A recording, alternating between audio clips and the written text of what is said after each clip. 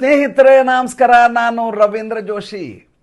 ಕಡೆಗೂ ಅಭಿಷೇಕ್ ಬ್ಯಾನರ್ಜಿ ಅವರು ನ್ಯಾಯಾಲಯಕ್ಕೆ ಮೊರೆ ಹೋಗಿ ತಮ್ಮ ಧ್ವನಿ ಮಾದರಿಯನ್ನು ನೀಡಿದ್ದಾರೆ, ವಾಯ್ಸ್ ಸ್ಯಾಂಪಲನ್ನು ನೀಡಿದ್ದಾರೆ.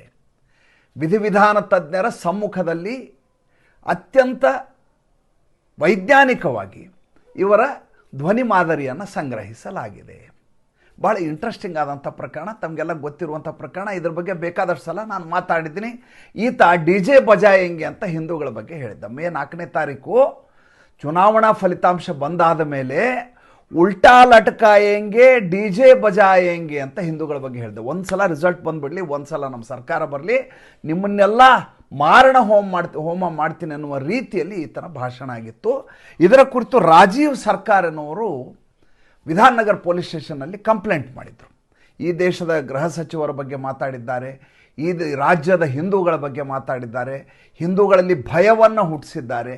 ಹೀಗೆ ಭಯವನ್ನು ಹುಟ್ಟಿಸಿ ಚುನಾವಣೆಯಲ್ಲಿ ಮತ ತಮ್ಮ ಕಡೆ ಬರುವ ಹಾಗೆ ಸೆಳೆಯುವ ಪ್ರಯತ್ನ ಮಾಡಿದ್ದಾರೆ. ಇವ್ರ ಮೇಲೆ ಕಾನೂನು ರೀತಿಯ ಕ್ರಮ ಕೈಗೊಳ್ಳಬೇಕು ಅಂತ 2 ಸಲ ಇವರಿಗೆ ಸಮನ್ ಪಾಸ್ ಆಯಿತು. 2 ಸಲ ಸಮನ್ ಮಾಡಿದಾಗೂ ಇವರು ಧ್ವನಿ ಮಾದರಿಯನ್ನು ಕೊಡಲಿಲ್ಲ, ವಾಯ್ಸ್ ಸ್ಯಾಂಪಲನ್ನು ಕೊಡಲಿಲ್ಲ.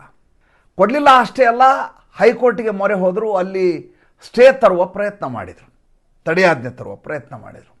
ಕೋರ್ಟು ಇದಕ್ಕೆ ಬಗ್ಗಲಿಲ್ಲ. ಕೊನೆಗೆ ವೈದ್ಯಕೀಯ ಕಾರಣವನ್ನು ತೋರಿಸಿದ್ರು. ನಾನು ಅರ್ಜೆಂಟಾಗಿ ಅಮೆರಿಕಾಗೆ ಹೋಗಬೇಕು, ನನ್ನ ಕಣ್ಣು ಮಬ್ಬಾಗಿಬಿಟ್ಟಿದೆ, ಒಂದು ಸಲ ಆಕ್ಸಿಡೆಂಟಲ್ಲಿ ನನಗೆ ದೊಡ್ಡ ಕಣ್ಣಿಗೆ ಗಾಯ ಆಗಿದೆ, ಅದರ ರಿಪೇರಿ ಮಾಡಿಸ್ಕೊಂಡ್ಬರ್ತೀನಿ, ಶಸ್ತ್ರಚಿಕಿತ್ಸೆ ಮಾಡಿಸ್ಕೊಡ್ತೀನಿ, ಅವಕಾಶ ಕೊಡಿ.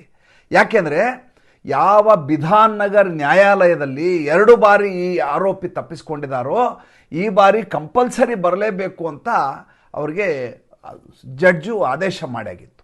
ಕೋರ್ಟ್ ಹೇಳ್ತು, ಇಲ್ಲ, ನೀನು ಇಷ್ಟು ವರ್ಷದ ನಂತರ ಕಣ್ಣಿನ ರಿಪೇರಿ ಮಾಡಿಸ್ಬೇಕಾದ ಅಗತ್ಯ ಈಗಲೇ ಯಾಕೆ ಬಂತು? ಭಾರತ ದೇಶದಲ್ಲಿ ಬೇಕಾದಷ್ಟು ಆಸ್ಪತ್ರೆಗಳಿದ್ದಾವೆ. ಸ್ವತಃ ನಿಮ್ಮ ಅತ್ತೆ ಆದಂಥ ಮಮತಾ ಬ್ಯಾನರ್ಜಿ ಅವರೇ ಆರೋಗ್ಯ ಸಚಿವರಾಗಿದ್ದರು, ನೀವು ಅದರ MP ಆಗಿದ್ರಿ ಸರ್ಕಾರದಲ್ಲಿ, ನೀವು ವಿದೇಶಕ್ಕೆ ಹೋಗಿ ಮಾಡಿಸೋ ಅಗತ್ಯ ಈಗಿಲ್ಲ, ಈಗ ಹೋಗೋ ಹಾಗಿಲ್ಲ ಅಂತ ಇವರ ಮನವಿಯನ್ನು ತಿರಸ್ಕರಿಸಲಾಯಿತು. ಅದಾದ ಮೇಲೆ ಮೊನ್ನೆ ಗಡುವನ್ನು ನೀಡಲಾಗಿತ್ತು. ಜುಲೈ 15ನೇ ತಾರೀಕು ಮಧ್ಯಾಹ್ನ 12 ಗಂಟೆ ಒಳಗಡೆ ನೀವು ನ್ಯಾಯಾಲಯಕ್ಕೆ ಖುದ್ದಾಗಿ ಹಾಜರಾಗಿ ನಿಮ್ಮ ಧ್ವನಿ ಪರೀಕ್ಷೆಗೆ ಅವಕಾಶ ಮಾಡಿಕೊಡಬೇಕು, ನಿಮ್ಮ ಧ್ವನಿ ಮಾದರಿಯನ್ನು ಸಂಗ್ರಹಿಸಲಿಕ್ಕೆ ಅವಕಾಶ ಮಾಡಿಕೊಡಬೇಕು ಅಂತ. ಎದ್ನೋ ಬಿದ್ನೋ ಅಂತ ನಿನ್ನೆ 10ವರೆಗೆ ಮನುಷ್ಯ ಬಂದಿದ್ದಾರೆ. ಬರುವಾಗ ಯಾವ ರೀತಿಯ ಭದ್ರತೆ ಅಂದರೆ, ಎಲ್ಲಿ ಮೊಟ್ಟೆ ಟೊಮೆಟೊ ಬಿದ್ದುಬಿಡ್ತಾವಂಥ ಭಯದಲ್ಲಿ ಈತನನ್ನು ಒಳಗಡೆ ಕೋರ್ಟ್ನಲ್ಲಿ ಕರ್ಕೊಂಡು ಹೋಗಲಾಯಿತು. ಅಲ್ಲಿ ಫೊರೆನ್ಸಿಕ್ ಎಕ್ಸ್ಪರ್ಟ್ಸ್ ಈತನನ್ನು ಕಾಯ್ಕೊಂಡು ಕೂತಿದ್ರು. ಒಂದು ಸುಪ್ರೀಂ ಕೋರ್ಟ್ನ ಆದೇಶ ಇದೆ. ಏನು ಆದೇಶ ಅಂದರೆ, ಯಾವ ಮಾತುಗಳನ್ನು ಈತ ಅಂದರೆ ನಿಷೇಧಿತವಾದ ಮಾತುಗಳು, ಅಂದರೆ ಪ್ರಚೋದನಕಾರಿಯಾದಂಥ ಮಾತುಗಳನ್ನ ಆಡಿದ್ದಾರೋ ಅದೇ ಮಾತುಗಳನ್ನು ಮತ್ತೊಂದು ಸಲ ಮಾತಾಡಿಸುವ ಹಾಗಿಲ್ಲ. ಅದೇ ರೀತಿಯಾದಂಥ ಆ ಶಬ್ದಗಳನ್ನು ಒಳಗೊಂಡಂಥ ಬೇರೆದೇ ಆದ ಸ್ಕ್ರಿಪ್ಟನ್ನು ಮಾತನಾಡಿಸಬೇಕು ಅಂತ ಸುಪ್ರೀಂ ಕೋರ್ಟ್ ಒಂದು ಆರ್ಡರ್ ಇದೆ.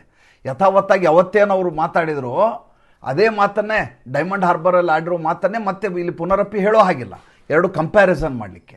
ಅದರ ಬದಲು ಅದೇ ರೀತಿಯಾದ ಮಾದರಿಯೇ ಅದೇ ಶಬ್ದಗಳನ್ನು ಒಳಗೊಂಡಂಥ ಬೇರೆ ಸ್ಕ್ರಿಪ್ಟ್, 1 ಪುಟದ ಸ್ಕ್ರಿಪ್ಟನ್ನು ಕೊಟ್ಟು ಈತನಿಂದ ಆಡಿಯೋ ಮತ್ತು ವಿಡಿಯೋ 2 ರೀತಿಯಲ್ಲಿ ಮಾದರಿಯನ್ನು ಸಂಗ್ರಹಿಸಲಾಯಿತು. ಸ್ವತಃ ಫೊರೆನ್ಸಿಕ್ ಎಕ್ಸ್ಪರ್ಟ್ಗಳು ಇದನ್ನು ತೆಗೆದುಕೊಳ್ಳೋದು ಅಷ್ಟೇ ಅಲ್ಲ, ಇದನ್ನು ಹ್ಯಾಶ್ ವ್ಯಾಲ್ಯೂ ಅಂತಾರೆ. ಹ್ಯಾಶ್ ವ್ಯಾಲ್ಯೂ ಅಂದರೆ ಡಿಜಿಟಲ್ ಲಾಕ್ ಮಾಡೋದು, ಟ್ಯಾಂಪರಿಂಗ್ ಆಗಬಾರ್ದು ಅನ್ನುವಂಥ ಕಾರಣಕ್ಕೋಸ್ಕರ. ಅಂದರೆ ಇದನ್ನು ಏನು ಧ್ವನಿ ಮಾದರಿಯನ್ನು ತೆಗೆದುಕೊಳ್ಳಲಾಗಿದೆಯೋ ಅದನ್ನು ಟ್ಯಾಂಪರ್ ಮಾಡಿ ಕೆಡಿಸೋದು ಅಥವಾ ಧ್ವನಿಯನ್ನು ಬದಲಿಸೋದು, ಆ ರೀತಿಯ ಮಾಲ್ ಪ್ರಾಕ್ಟೀಸ್ ಆಗಬಾರ್ದು ಅಂತ ಹ್ಯಾಶ್ ವ್ಯಾಲ್ಯೂ ಮಾಡಿಸ್ತಾರೆ. ಅಂದರೆ it is a digital lock, ಅದನ್ಯಾರು ಮತ್ತು ಅದನ್ನು ಮುಟ್ಟೋ ಹಾಗಿಲ್ಲ ಮತ್ತು ಅದನ್ನು ವ್ಯತ್ಯಾಸ ಮಾಡೋ ಹಾಗಿಲ್ಲ. ಆ ರೀತಿ ಹ್ಯಾಶ್ ವ್ಯಾಲ್ಯೂ ಮಾಡಿಸಿ ವಿಧಿವಿಧಾನ ಪ್ರಯೋಗಾಲಯಕ್ಕೆ ಕಳಿಸಲಾಗುತ್ತದೆ. ಇಲ್ಲಿಗೆ ಪ್ರಕರಣ ಮುಗಿಲಿಲ್ಲ, ಪ್ರಕರಣ ಇಲ್ಲಿ ಶುರುವಾಗತ್ತೆ. ಇಲ್ಲಿ ವಿಧಾನನಗರ್ ನ್ಯಾಯಾಲಯದಲ್ಲಿ ಈತ ವಾಯ್ಸ್ ಸ್ಯಾಂಪಲ್ ಕೊಡ್ತಾ ಇದ್ದಾರಾ, ಇವರ ವಕೀಲ ಅಲ್ಲಿ ಇದಕ್ಕೆ ಹೋಗ್ತಾರೆ, ಎಲ್ಲಿಗೆ? ಕಲ್ಕತ್ತಾ ಹೈಕೋರ್ಟ್ ಹೋಗ್ತಾರೆ.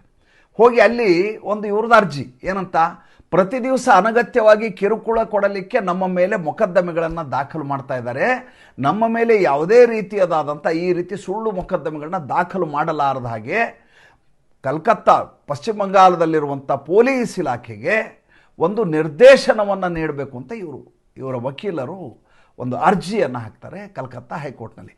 2 ಏಕಕಾಲಕ್ಕೆ, ಒಂದು ಕಡೆ ವಾಯ್ಸ್ ಸ್ಯಾಂಪಲ್ ಫೋರೆನ್ಸಿಕ್ ಎಕ್ಸ್ಪರ್ಟ್ಸ್ ತಗೋತಾರೆ. ಮತ್ತೊಂದು ಕಡೆ ಇವರದೇ ಪ್ರಕರಣ ಕಲ್ಕತ್ತಾ ಹೈಕೋರ್ಟಲ್ಲಿ. ನೋಡಿ ಭಾಳ ಮಜಾ ಇದೆ ಇದು ಪ್ರಕರಣ. ಅಲ್ಲಿ ಜಡ್ಜ್ ಮುಂದೆ ಬರುತ್ತೆ. ಜಡ್ಜ್ ಹೇಳ್ತಾರೆ, ಅಲ್ಲ ಸ್ವಾಮಿ, ನಿಮಗೆ ಜುಲೈ 17 ಮತ್ತು ಜುಲೈ 31 ತನಕ ಕೊಯರ್ಸಿವ್ ಆ್ಯಕ್ಷನ್ ತೆಗೆದುಕೊಳ್ಳಬಾರದು ಅಂತ ನಿಮಗೆ ಈಗಾಗಲೇ ನಾವು ಕೊಡಬಹುದಾದಂಥ ಎಲ್ಲ ಸೌಲಭ್ಯವನ್ನು ಕೊಟ್ಟಿದ್ದೇವೆ. ನಿಮ್ಮನ್ನು ಒತ್ತಾಯಪೂರ್ವಕವಾಗಿ ಯಾರೂ ಬಂಧಿಸಲಿಕ್ಕೆ ಸಾಧ್ಯ ಇಲ್ಲ. ಆದರೆ ನೀವು ನಿಮ್ಮ ಮೇಲೆ ಇರುವಂಥ ಪ್ರಕರಣಗಳಿಗೆ ಸಮರ್ಪಕವಾಗಿ ಕೋರ್ಟಿಗೆ ಹಾಜರಾಗಬೇಕು, ಆ ಹಾಜರಾತಿಯನ್ನೇ ಮಾಡ್ತಾ ಇಲ್ಲ, ತಪ್ಪಿಸ್ಕೊಂಡು ಓಡಾಡ್ತಾ ಇದ್ರಿ. ಹೀಗಿರುವಾಗ ನಿಮಗೆ ವಿಶೇಷವಾದ ವಿನಾಯಿತಿಯನ್ನು ಮತ್ತೆ ಕೊಡಲಿಕ್ಕೆ ಸಾಧ್ಯ ಆಗುವುದಿಲ್ಲ. ಈಗ ಚಾಲ್ತಿಯಲ್ಲಿರುವಂಥ 2 ಆದೇಶಗಳೇನಿದೆ. ಒಂದು ಜುಲೈ 17ರವರೆಗೂ ಇವ್ರನ್ನ ಬಂಧಿಸಬಾರ್ದು ಅಂತ ಒಂದು ಪ್ರಕರಣದಲ್ಲಿ ಹೇಳಲಾಗಿದೆ, ಜುಲೈ 31ರವರೆಗೂ ಬಂಧಿಸಬಾರ್ದು ಅಂತ ಇನ್ನೊಂದು ಪ್ರಕರಣದಲ್ಲಿ ಹೇಳಲಾಗಿದೆ. ಆ ಪ್ರಕಾರ ನಿಮ್ಮನ್ನು ಬಂಧನವನ್ನು ಮಾಡಲಿಕ್ಕೆ ಸಾಧ್ಯ ಇಲ್ಲ. ಕೇಸ್ ಹಾಕಬಾರ್ದು ಅಂತ ನಾವು ಆರ್ಡರ್ ಮಾಡೋಕ್ಕಾಗಲ್ಲ. ಪೊಲೀಸ್ ಇಲಾಖೆಗೆ ಯಾವುದೇ ಒಂದು ಅರ್ಜಿ ಬಂದ ಸಂದರ್ಭದಲ್ಲಿ ಅದರ ವೇಟೇಜನ್ನು ನೋಡಿ, ಸಾಂದ್ರತೆಯನ್ನು ನೋಡಿ, ಸತ್ಯಾಸತ್ಯತೆಯನ್ನು ಪರಿಶೀಲಿಸಿ FIR ಹಾಕಬೇಕಾದದ್ದು ಅವರ ಕರ್ತವ್ಯ. ಹಾಗೆ ನಾವು ಕೋರ್ಟು ಇವ್ರ ಮೇಲೆ ಕೇಸನ್ನೇ ಹಾಕಬೇಡ ಅಂತೆ ಸಾರಾಸಗಟಾಗಿ ಒಂದು ಆದೇಶವನ್ನು ಮಾಡಲಿಕ್ಕೆ ಸಾಧ್ಯ ಇಲ್ಲ ಅಂತ ಅರ್ಜಿಯನ್ನು ವಜಾ ಮಾಡ್ತಾರೆ. ಪ್ರಕರಣ ಇಲ್ಲಿಗೆ ಮುಗಿಯಲಿಲ್ಲ. ನಾನು ಹೇಳೋದು ಅದೇ, ಭಾಳ ಮಜಾ ಇರೋದು ಅದೇ ಸ್ವಾಮಿ. ಹೇಗೆ ಮಮತಾ ಬೇಗಂ ತಬ್ಬಲಿ ಆಗ್ತಾ ಇದ್ದಾರೆ ಅಂತ ನಾನು ಹೇಳಬೇಕು. ಹೇಳುವಾಗಲೆಲ್ಲ ನಾನು ಪುಳಕಿತಗೊಳ್ಳಬೇಕು. ನಾನು ಪುಳಕಿತಗೊಂಡದ್ದನ್ನು ನೋಡಿ ನೀವು ಸಂತಸ ಪಡಬೇಕು. ಅದು ನಮ್ಮ ಏಕಮೇವ ಕಾರ್ಯಾಚರಣೆ ಅಜೆಂಡಾ. ಚಂದ್ರಿಮಾ ಭಟ್ಟಾಚಾರ್ಯ ಅಂತ ಒಬ್ಬಾಕೆಯನ್ನು ಇವರು ತಮ್ಮ ಪಕ್ಷದ ಅಧ್ಯಕ್ಷರನ್ನಾಗಿ ಮಾಡಿದರು, ರಾಜ್ಯಾಧ್ಯಕ್ಷರನ್ನಾಗಿ. ಚಂದ್ರಿಮಾ ಭಟ್ಟಾಚಾರ್ಯ ಯಾವಾಗ ಈ ರೀತಿ ಭಿನ್ನಮತ ಆಯಿತು, ಮೇ 4ನೇ ತಾರೀಕು ಫಲಿತಾಂಶ ಆದಮೇಲೆ ಋತಬ್ರತ ಬ್ಯಾನರ್ಜಿ ಮತ್ತು ಸಂದೀಪನ್ ಸಹ ಒಂದು ಬೇರೆ ಗುಂಪನ್ನು ಮಾಡಿದರು. ಆ ಸಂದರ್ಭದಲ್ಲಿ ಚಂದ್ರಿಮಾ ಭಟ್ಟಾಚಾರ್ಯನ ಅಧ್ಯಕ್ಷರನ್ನಾಗಿ ಮಾಡ್ತಾರೆ, ರಾಜ್ಯಾಧ್ಯಕ್ಷರು. ಚಂದ್ರಿಮಾ ಭಟ್ಟಾಚಾರ್ಯ ರಾತ್ರೋರಾತ್ರಿ ಇವರ ಬಣವನ್ನು ತೊರೆದು ನೇರವಾಗಿ ಋತಬ್ರತ ಬ್ಯಾನರ್ಜಿ ಬಣಕ್ಕೆ ಹೊರಡ್ಬಿಡ್ತಾರೆ. ಮಮತಾ ಬೇಗಂ ಏನು ಮಾಡಬೇಕು ಅರ್ಥ ಆಗೋದಿಲ್ಲ. ಈಗ ಬಿದ್ದಾಗಿದೆ, ಮೀಸೆ ಮಣ್ಣಾಗಿದೆ, ಮೀಸೆ ಮಣ್ಣು ಆಗಿಲ್ಲ ಅಂತ ಹೇಳುವ ಇವರ ಧೋರಣೆ. ಇವ್ರು ಹೇಳ್ತಾರೆ, ಬಂದು ಚಂದ್ರಿಮಾ ಭಟ್ಟಾಚಾರ್ಯ ಕೈಕಾಲು ಹಿಡ್ಕೊಂಡ್ರು ಅಂತ ಆಕೆಯನ್ನು ನಾನು ಅಧ್ಯಕ್ಷನಾಗಿ ಮಾಡಿದ್ದೆ, ನನಗೇನು ಆಕೆಯನ್ನು ಮಾಡಬೇಕು ಅಂತಿರಲ್ಲ ಅಂತ ತಾಕತ್ತು ಆಕೆಗಿಲ್ಲ. ನಾನೇ ಅಧ್ಯಕ್ಷೆಯಾಗಿ ರಾಜ್ಯಾಧ್ಯಕ್ಷೆಯಾಗಿ ಮುಂದುವರಿತೀನಿ.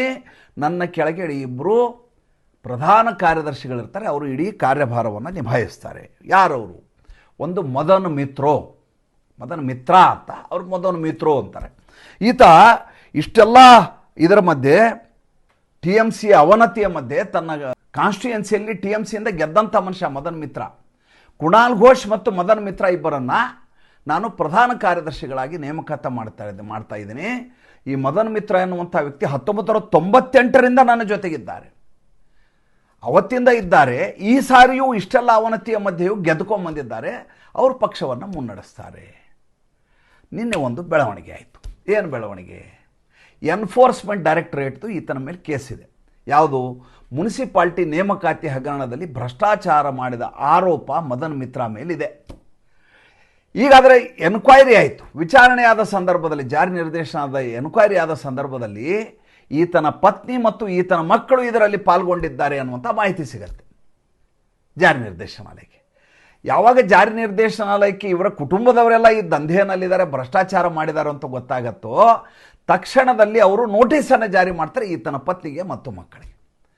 ಯಾವಾಗ ಇಡೀ ಕುಟುಂಬವೇ ಈಗ ಜೈಲಿಗೆ ಹೋಗೋ ಪ್ರಸಂಗ ಬರುತ್ತೋ, ಆವಾಗ ಸಂಕಟ ಬಂದಾಗ ವೆಂಕಟರಮಣ ಅಂಥೇಳಿ ಈತ ಇದ್ದಕ್ಕಿದ್ದ ಹಾಗೆ ರಾತ್ರೋರಾತ್ರಿ ಋತಬ್ರತ ಬ್ಯಾನರ್ಜಿಯ ಗುಂಪಿಗೆ ಹೋಗಲಿಕ್ಕೆ ತಯಾರಾಗ್ತಾರೆ. ನೇರವಾಗಿ ಋತಬ್ರತ ಬ್ಯಾನರ್ಜಿಯ ಇನ್ನೊಬ್ಬ ವ್ಯಕ್ತಿ ಇದ್ದಾರಲ್ಲ, ಇಬ್ಬರ ನಕಲಿ ಸಹಿ ಮಾಡಿದ್ದಕ್ಕೆ ಅವ್ರನ್ನ ಸಸ್ಪೆಂಡ್ ಮಾಡಿಸಿದ್ದು ಮಮತಾ ಬೇಗಂ ಅವರು. ಅಭಿಷೇಕ್ ಬ್ಯಾನರ್ಜಿ ಸುಳ್ಳು ಸಹಿ ಮಾಡಿ ಪಕ್ಷದ ನಾಯಕನನ್ನು ತೀರ್ಮಾನ ಮಾಡಿದರು. ನಮ್ಮಿಬ್ಬರದು ನಕಲಿ ಸಹಿ ಮಾಡಿದ್ದಾರೆ ಅಭಿಷೇಕ್ ಬ್ಯಾನರ್ಜಿ ಅಂತ ಕಂಪ್ಲೇಂಟ್ ಮಾಡಿದ್ರು ಇಬ್ಬರು. ಒಬ್ಬ ಋತಬ್ರತ ಬ್ಯಾನರ್ಜಿ, ಇನ್ನೊಬ್ಬ ಸಂದೀಪನ್ ಸಹ.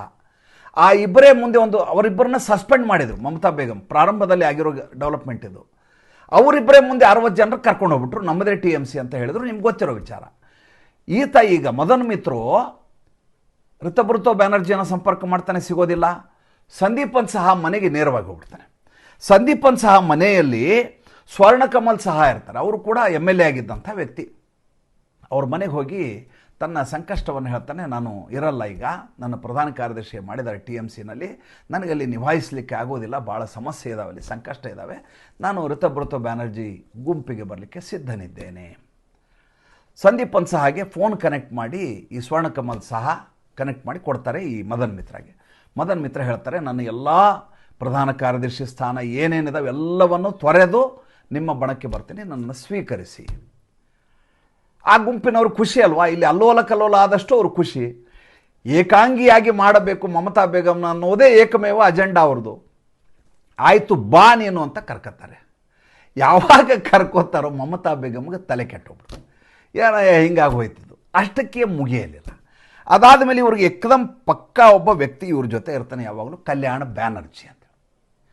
ಕಲ್ಯಾಣ್ ಬ್ಯಾನರ್ಜಿಗೆ ಒಂದು ರೀತಿಯ ಅಸಮಾಧಾನ ಅಭಿಷೇಕ್ ಬ್ಯಾನರ್ಜಿ ಬಗ್ಗೆ. ಯಾಕೆಂದರೆ ಇದೇ ಪ್ರಕರಣ ಕೊಟ್ಟಿ ಸಹಿ ಮಾಡಿದ್ರಲ್ಲ ಅಭಿಷೇಕ್ ಬ್ಯಾನರ್ಜಿ, ಅದು ಕೋರ್ಟಿನಲ್ಲಿ ಕೇಸ್ ಇದೆ. ಅದು ಆ ಕೇಸ್ಗೆ ಈತ ಆರ್ಗ್ಯುಮೆಂಟಿಗೆ ಕಲ್ಯಾಣ್ ಬ್ಯಾನರ್ಜಿ ಹೋಗ್ತಿರ್ತಾನೆ, ಅದಕ್ಕೆ ವಿನಾಯಿತಿ ಸಿಕ್ಕಿರಲ್ಲ.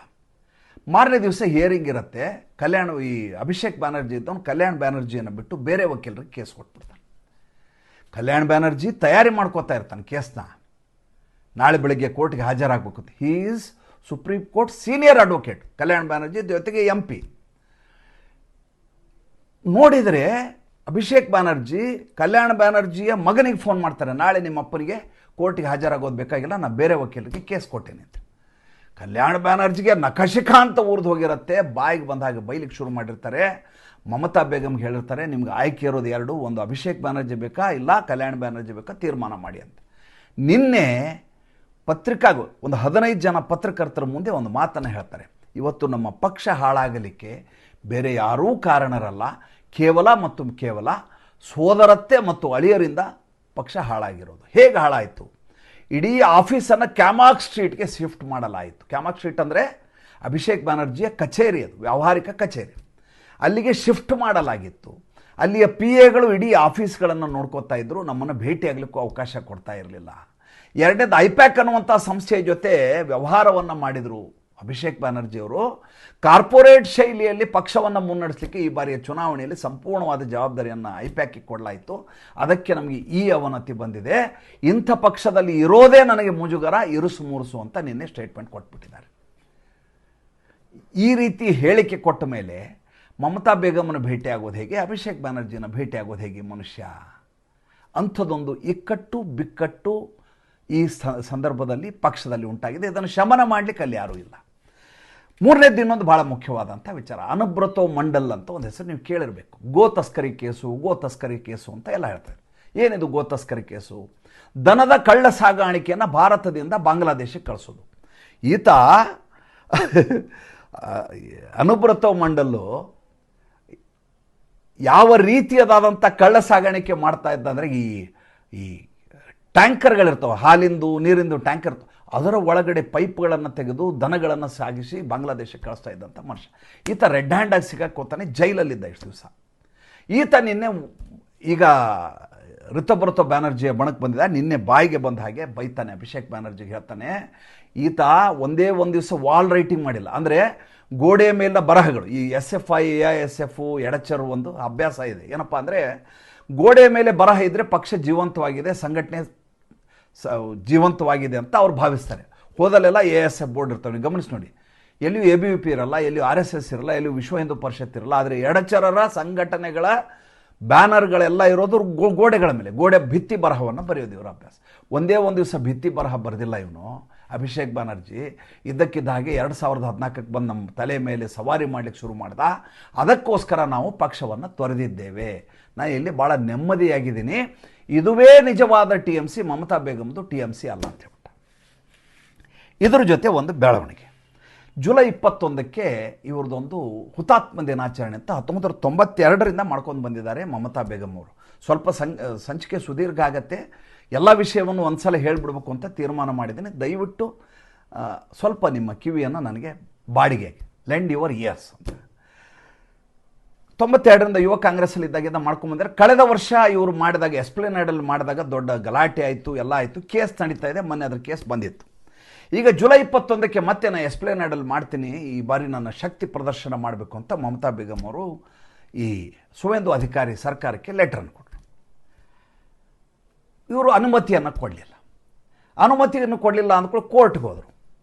ಕೋರ್ಟ್ ಹೇಳುತ್ತೆ, ನೀವು ಜನನಿಬಿಡ ಪ್ರದೇಶದಲ್ಲಿ ಜನರಿಗೆ ಕಿಷ್ಕಂದೆ ಆಗುವಂಥ, ಜನರಿಗೆ ತೊಂದರೆ ಆಗುವಂಥ ಸ್ಥಳದಲ್ಲಿ ಯಾಕೆ ಮಾಡ್ತೀರಿ? ಅದಕ್ಕೆ ನೀವು ಒಂದು ಕೆಲಸ ಮಾಡಿ, ನೀವು ಈ ಕಾರ್ಯಕ್ರಮವನ್ನು ಬಿರ್ಲಾ ಪ್ಲಾನೆಟೋರಿಯಂ ಎದುರುಗಡೆ ಮಾಡಿ ಅಂತ ಬೇರೆ ಜಾಗವನ್ನು ತೋರಿಸು.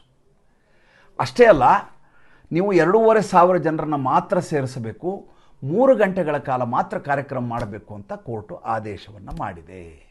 ಅಲ್ಲಿಗೆ ಯಾವ ಪ್ರತಿಷ್ಠಿತ ಜಾಗದಲ್ಲಿ ಈಕೆ ಮಾಡಬೇಕಾಗಿತ್ತೋ ಆ ಜಾಗದಲ್ಲಿ ಮಾಡಲಿಕ್ಕೆ ಸರ್ಕಾರ ಕೋರ್ಟು ಅನುಮತಿಯನ್ನು ಕೊಡಲಿಲ್ಲ. ಒಂದು ದೊಡ್ಡ ಹಿನ್ನಡೆ. ಇದರ ಜೊತೆಗೆ ಋತುಪೃತ ಬ್ಯಾನರ್ಜಿ ಒಂದೇ ದಿವಸ 3 ಕಡೆ ಈ ಕಾರ್ಯಕ್ರಮ ನಡೆಯುತ್ತೆ. ಜುಲೈ 21ಕ್ಕೆ ಭಾಳ ಮಜಾ ಇದೆ. ಅವತ್ತು ಮತ್ತೆ ಇದ್ರ ಬಗ್ಗೆ ಮಾತಾಡ್ತೀನಿ. ಋತುಪೃತ ಬ್ಯಾನರ್ಜಿ ನಿಜವಾದ TMC ನಮ್ಮದು ಅಂತ ಹೇಳ್ತಾರಲ್ಲ, ಅವರು ಹುತಾತ್ಮ ದಿನಾಚರಣೆ ಮಾಡ್ಬೇಕಲ್ಲ. ಅವ್ರು ಏನು ಮಾಡ್ತಾರೆ, ನಾವು ಗಾಂಧಿ ಪ್ರತಿಮೆ ಎದುರಿಗೆ ಮಾಡಬೇಕು ಅಂತ ಮುಂಚೆ ತೀರ್ಮಾನ ಮಾಡಿದ್ವಿ, ನಾವು ಮಾಡ್ತೀವಿ. ಇದು ಮೂಲವಾಗಿ ಕಾಂಗ್ರೆಸ್ಸಿನ ಕಾರ್ಯಕ್ರಮ. ಇದು ಯುವ ಕಾಂಗ್ರೆಸ್ನಲ್ಲಿದ್ದಾಗ ಈಕೆ ಅಧ್ಯಕ್ಷ ಇದ್ದಾಗ ಶುರು ಮಾಡಿದ್ದು. ಈ ಬಾರಿ ಕಾಂಗ್ರೆಸ್ಸು ಮಲ್ಲಿಕಾರ್ಜುನ ಮುತ್ಯ, ಕರ್ನಾಟಕ ದಮನಕ, ರಾಹುಲ್ ಗಾಂಧಿ ಏನಾದರೂ ಭಾರತಕ್ಕೆ ವಾಪಸ್ ಬಂದಿದ್ರೆ ಅವರು ಎಲ್ಲ ಸೇರಿ ಮತ್ತೆ ಪಶ್ಚಿಮ ಬಂಗಾಳದಲ್ಲಿ ತನ್ನ ಶಕ್ತಿ ಸಾಮರ್ಥ್ಯವನ್ನು ತೋರಿಸುವ ಮತ್ತು ಪಕ್ಷದ ಪುನರುಜ್ಜೀವನ ಮಾಡಲಿಕ್ಕೆ ಅವರು ಶಹೀದ್ ಮಿಲಾದ್ ಅನ್ನುವಂಥ ಗ್ರೌಂಡ್ನಲ್ಲಿ ಅವರು ಮಾಡ್ತಾ ಇದ್ದಾರೆ. ಒಂದು ಆಫರ್ ಕೊಟ್ಟಿದ್ದಾರೆ ಮಮತಾ ಬೇಗಮ್ಗೆ. ಏನಂತ ನೋಡಿ, ನೀವು ಒಂದು ವೇಳೆ ಮೂಲ ಕಾಂಗ್ರೆಸ್ ಇವರು, ನೀವು ಸಿಡಿದು ಹೋಗಿ 1998ರಿಂದ ಈ ಕಡೆ ಬೇರೆ ಪಕ್ಷವನ್ನು ಕಟ್ಕೊಂಡ್ರಿ. 2011ರಿಂದ 2026 ಅಧಿಕಾರವನ್ನು ಮಾಡೇ ಇತ್ತು. ನಮಗೆ ಅವಕಾಶವನ್ನೇ ಕೊಡಲಿಲ್ಲ ನಿಮ್ಮ ಪಕ್ಷದೊಳಗೆ ಸೇರಿಕೊಂಡು ಮೈತ್ರಿಯಿಂದ ಮಾಡಲಿಕ್ಕೆ. ಈಗ ನೀವು ಪಕ್ಷವನ್ನು ತೊರೆದು ನಮ್ಮಲ್ಲಿ ಬರುವುದಾದರೆ ನಮ್ಮದು ಒಂದಿಷ್ಟು ಷರತ್ತು ಇದ್ದಾವೆ, ಆ ಷರತ್ತಿನ ಪ್ರಕಾರ ಬಂದು ಸೇರ್ಕೋಬೋದು, ಮಾತುಕತೆಗೆ ಅವಕಾಶ ಕೊಡ್ತಾ ಇದ್ದೀವಿ. ಮಮತಾ ಬೇಗಮ್ ಸಮಸ್ಯೆ ಇರೋದು, ಒಬ್ಬ ಪಕ್ಷದ ಸಂಸ್ಥಾಪಕಿಯಾಗಿ ಇನ್ನೊಂದು ಪಕ್ಷಕ್ಕೆ ಹೋಗಿ ಅವರ ಅಡಿಯಾಳಾಗಿ ಅವರ ಅಧೀನರಾಗಿ ಕೆಲಸ ಮಾಡಲಿಕ್ಕೆ ಸಾಧ್ಯವ? ಜೊತೆಗೆ ಸಹಸ್ರಾರು ಕೋಟಿ ರೂಪಾಯಿಗಳ ಆಸ್ತಿ ಇದೆ ಆ ಪಕ್ಷಕ್ಕೆ, TMCಗೆ. ಅದರ ಗತಿ ಏನು? ಒಂದು ಪಕ್ಷ ಇನ್ನೊಂದು ಪಕ್ಷದಲ್ಲಿ ವಿಲೀನ ಆಗೋದು ಅಂದರೆ ಪೇಪರಲ್ಲಿ ಮೂವ್ ಆಗೋದಲ್ಲ. ಅದಕ್ಕಿರುವಂಥ ಸ್ಥಿರ ಚರ ಆಸ್ತಿಗಳ ವಿಲೇವಾರಿ ಹೇಗೆ ಅಂತ. ಯಾಕೆಂದರೆ 2 ವಿಮಾನ ತೆಗೆದುಕೊಂಡಿರುವಂಥ ಪಕ್ಷ ಇದು. ಒಂದು ಹೆಲಿಕಾಪ್ಟರ್, ಒಂದು ವಿಶೇಷ ವಿಮಾನ. ಈ ಮಧ್ಯೆ ಆಗಸ್ಟ್ 1ನೇ ತಾರೀಕು ಒಂದು ಕಾರ್ಯಕ್ರಮ, ಯಾವ ತಸ್ಲಿಮಾ ನಜ್ರೀನ್ಗೆ 2007ರಿಂದ ಕಾಲಿಡ್ಲಿಕ್ಕೆ ಅವಕಾಶ ಕೊಟ್ಟಿರಲಿಲ್ವೋ, 2007ರಲ್ಲಿ ದೊಡ್ಡದಾದಂಥ ಗಲಭೆ ಆಗೋಯ್ತಲ್ಲಿ ಪಶ್ಚಿಮ ಬಂಗಾಳದಲ್ಲಿ. ತಸ್ಲಿಮಾ ನಜ್ರೀನ್ ಅವರ ಒಂದು ಪುಸ್ತಕ, ಆ ಪುಸ್ತಕದ ಬಿಡುಗಡೆಯ ಸಂದರ್ಭದಲ್ಲಿ ದ್ವಿಖಂಡಿತ ಅಂತ ಆಕೆಯ ಒಂದು ಆಟೋಬಯೋಗ್ರಫಿ, ಅದರಲ್ಲಿ ಮೌಲ್ವಿ ಮೌಲಾನಾಗಳು ಹೇಗೆ ದೌರ್ಜನ್ಯವನ್ನು ಮಾಡ್ತಾರೆ ಹಿಂದೂಗಳ ಮೇಲೆ ಅಂತ, ಜೊತೆಗೆ ಮುಸಲ್ಮಾನರನ್ನ ಹೇಗೆ ದುಡಿಸ್ಕೋತಾರೆ, ಹೇಗೆ ತುಳಿತಾರೆ ಅನ್ನೋದು ಅದರಲ್ಲಿದೆ. ಈಕೆ ಸಮಸ್ಯೆ ಆಗಿದ್ದೆಲ್ಲ ಅಂದರೆ 1992ರಲ್ಲಿ ಬಾಬ್ರಿ ಮಸೀದಿ ಧ್ವಂಸ ಆದ ಸಂದರ್ಭದಲ್ಲಿ ಆವಾಗ ಈಕೆ ಲಜ್ಜಾ ಅನ್ನುವಂಥ ಒಂದು ಕಾದಂಬರಿ ಬರೆದ್ರು. ಅದರಲ್ಲಿ ಕೂಡ ಮಹಿಳೆಯರ ಮೇಲೆ ಮಾಡುವಂಥ ಮುಸಲ್ಮಾನರ ಅತ್ಯಾಚಾರ, ಮೌಲ್ವಿದು ಎಲ್ಲ ಇತ್ತು. ಜೊತೆಗೆ ಅಲ್ಲಿಯ ಹಿಂದೂಗಳ ಮೇಲೆ ದೊಡ್ಡದಾದಂಥ ದಾರುಣವಾದಂಥ ನರಮೇಧ ಆಯಿತು. ಬಾಬ್ರಿ ಮಸೀದಿ ಪ್ರಕರಣದಿಂದ ಬಾಂಗ್ಲಾದೇಶದಲ್ಲಿ ಹಿಂದೂಗಳ ಮೇಲೆ ಹಲ್ಲೆ, ಅತ್ಯಾಚಾರ, ಜೊತೆಗೆ ನರಮೇಧ ಮಾಡಲಾಯಿತು. ಅದನ್ನು ಇಟ್ಕೊಂಡು ಲಜ್ಜಾ ಅಂತ ಕಾರ್ಯಕ್ರಮ ಬರೆದ್ರು. ಬಾಂಗ್ಲಾದೇಶ ಈ ಫತವಾ ಹೊಡಿಸ್ಲಿಕ್ಕೆ ವಿರುದ್ಧ ಈಕೆಯನ್ನು ಕೊಲೆ ಮಾಡ್ರಿ, ಎಲ್ಲಿ ಸಿಗ್ತಾರೆ ಅಲ್ಲಿ ತಲೆ ತನ್ಸೆ ಜೋದ ಅಂತ ಹೇಳ್ತಾರೆ. ಅದಾದಮೇಲೆ ದ್ವಿಖಂಡಿತ ಬರೆದ್ರು. ಕಲ್ಕತ್ತಾದಲ್ಲಿ ಗಲಾಟೆ ಆಯಿತು. ಕಲ್ಕತ್ತಾಗೆ ಈಕೆ ಕಾಲಿಡಂಗಿಲ್ಲ, ಮುಸಲ್ಮಾನರು ಬೇಜಾರು ಮಾಡ್ಕೋತಾರೆ ಅಂತ ಮಮತಾ ಬೇಗಮ್ ಅವರು ಮುಂದೆ ಈಕೆಗೆ ಆಸ್ಪದವನ್ನೇ ಕೊಡಲಿಲ್ಲ. ಆಗಸ್ಟ್ 1ಕ್ಕೆ ಒಂದು ಕಾರ್ಯಕ್ರಮದಲ್ಲಿ ಪಾಲ್ಗೊಳ್ಳಲಿಕ್ಕೆ ರವೀಂದ್ರ ಸದನಕ್ಕೆ ಈಕೆಗೆ ಆಹ್ವಾನವನ್ನು ಕೊಡಲಾಗ್ತಾ ಇದೆ. ನೋಡಿ ಹೇಗೆ ಬದಲಾವಣೆಗಳಾಗ್ತವೆ ಅನ್ನೋದಕ್ಕೆ. ಒಂದು ಸರ್ಕಾರದ ಹೊಸ ಶಕೆ ಹೇಗಿರುತ್ತೆ, ಹೊಸ ಪರ್ವ ಹೇಗಾಗತ್ತೆ, ಒಂದು ಮನ್ವಂತರ ಅಂದರೆ ಏನು ಅಂತ ನೋಡಬೇಕು ಅಂದರೆ ಪಶ್ಚಿಮ ಬಂಗಾಳದಲ್ಲಿ ನಡೀತಾ ಇರುವಂಥ ವಿದ್ಯಮಾನಗಳು ನೋಡಬೇಕು. ಪ್ರತಿ ಕ್ಷಣ ಕೂಡ ಕುತೂಹಲವನ್ನು ಉಂಟು ಮಾಡುವ, ಮಾನವೀಯ ಸಂವೇದನೆಯ ನೆಲೆಯಲ್ಲಿ ಆಲೋಚನೆ ಮಾಡಬೇಕಾದಂಥ ಘಟನಾವಳಿಗಳು. ಹೀಗಾಗಿ ಪದೇ ಪಶ್ಚಿಮ ಬಂಗಾಳ ಸಂಚಿಕೆ ಹೇಗೆ ಅನ್ನಿಸ್ತು ದಯವಿಟ್ಟು ತಿಳಿಸಿ. ನಮಸ್ಕಾರ.